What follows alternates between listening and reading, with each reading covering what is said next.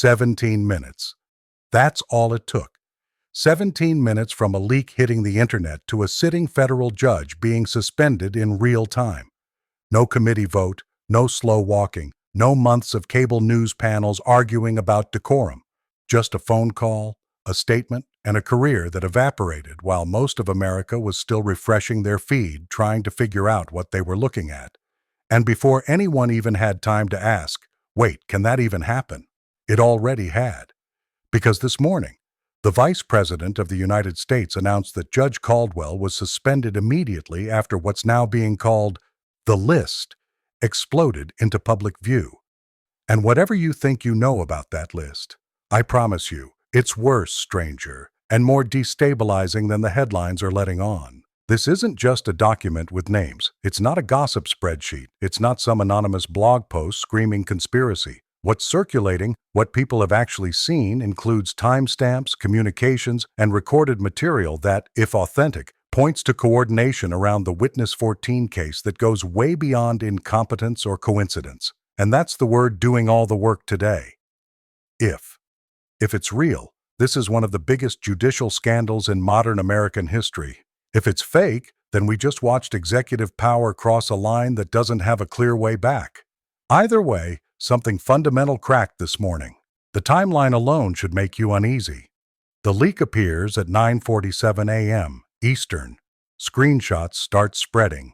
PDFs start bouncing around encrypted channels.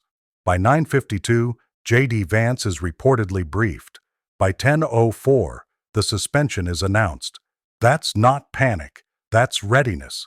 That's someone who either knew exactly what they were about to see or had been waiting for a trigger. And this is where the coverage starts getting dishonest, because a lot of people are rushing to frame this as a simple power grab or a simple act of courage, depending on which side they're already on. Neither of those explanations survives contact with the details. What people are calling the list is 14 pages long, single-spaced. Names, dates, internal references. But what made everyone sit up wasn't the names. It was the attachments, audio files, not summaries, not paraphrases. Actual recordings that, according to those who've reviewed them, involve discussions about court filings, protective orders, and what happens when clerical errors expose things that were supposed to stay sealed. One of those recordings, allegedly from early 2023, references Witness 14, a protected informant in a federal corruption case, a case where that witness's identity later became public through a filing that was described at the time as an accident, a mistake, a tragedy of bureaucracy. The recording, if genuine, changes how that moment looks, because it suggests foreknowledge, casualness, a shrug where there should have been alarms. Now, let's slow down, because this is where people start running ahead of the facts. None of this has been adjudicated. No court has authenticated these recordings. No charges have been filed against Judge Caldwell as of this moment. Those things matter. They matter a lot. But so does context. This isn't the first time concerns about Judge Caldwell surfaced. Last year, an anonymous complaint was filed with the Judicial Council alleging unusual assignment requests and patterns in rulings. That complaint went nowhere. Insufficient evidence. End of story. Until today. Because the list doesn't just revive old whispers. It reframes them. It suggests there was structure, repetition, coordination. Not a lone bad call, but a system of people talking to each other, anticipating fallout, and assuming nothing would ever surface. And here's the detail that has Washington pacing holes in the carpet. Judge Caldwell isn't the only name on the list. He's not even the highest-ranking one mentioned. There are other judges referenced, attorneys, media figures, and one name that's completely redacted.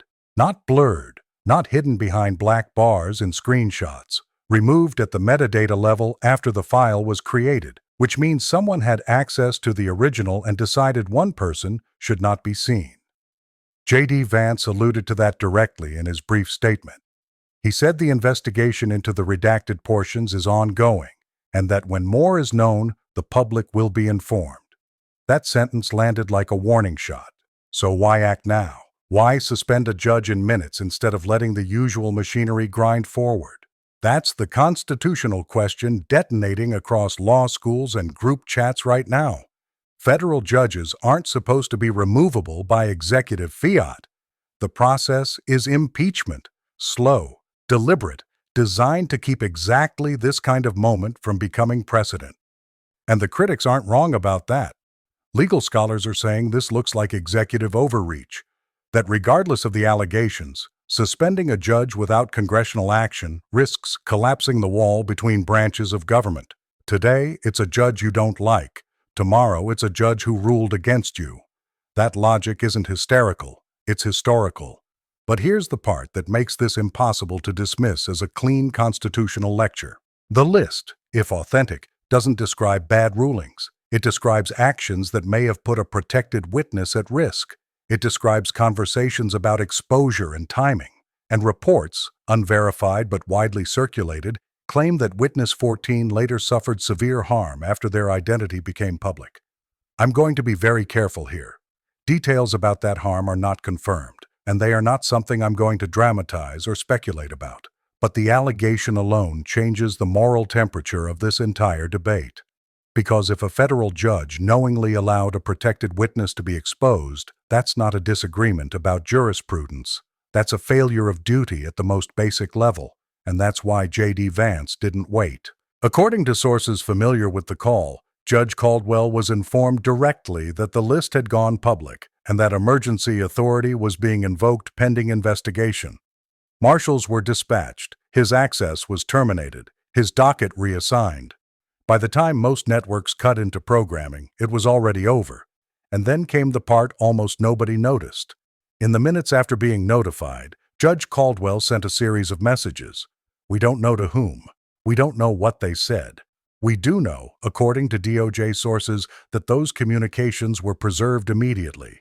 That detail matters, because it suggests the suspension wasn't the end of the move. It was the beginning. Now, predictably, the backlash has been ferocious. The American Bar Association issued a statement calling this an unprecedented attack on judicial independence.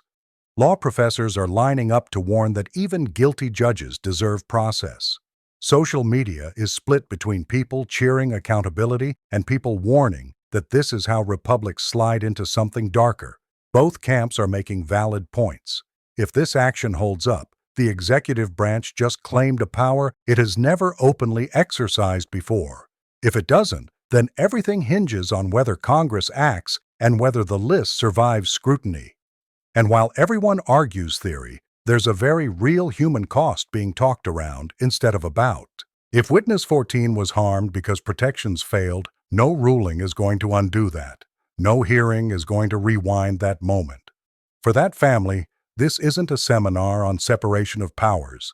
It's about whether anyone in authority will ever be held accountable for decisions that had irreversible consequences. Judge Caldwell released a statement this afternoon denying everything, calling the list a fabrication, framing the suspension as a political hit. Notably absent was any acknowledgement of the witness, the risk, or the responsibility that comes with overseeing protections. That silence is loud, and it's already escalating. Supporters are mobilizing. Threats are being investigated. Security has been increased around officials connected to the case. The DOJ announced it's expanding its inquiry to include anyone named or implied in the materials. This is no longer a contained scandal. It's a widening circle. What happens next is going to define more than one career. It's going to test whether this country can confront allegations of deep institutional failure without tearing itself apart in the process.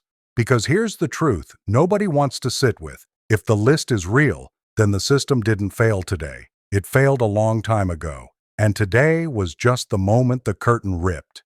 If the list is fake, then we're staring at the most dangerous precedent in decades. Either way, the ground shifted. There are hearings coming, challenges coming, leaks coming, and possibly more names. So don't get distracted by the shouting. Watch the documents. Watch who lawyered up first. Watch who stays silent. And watch what happens to that redacted name. Because 17 minutes changed everything this morning, and whatever comes next is going to change it again. Subscribe. Stay sharp. This story is far from done.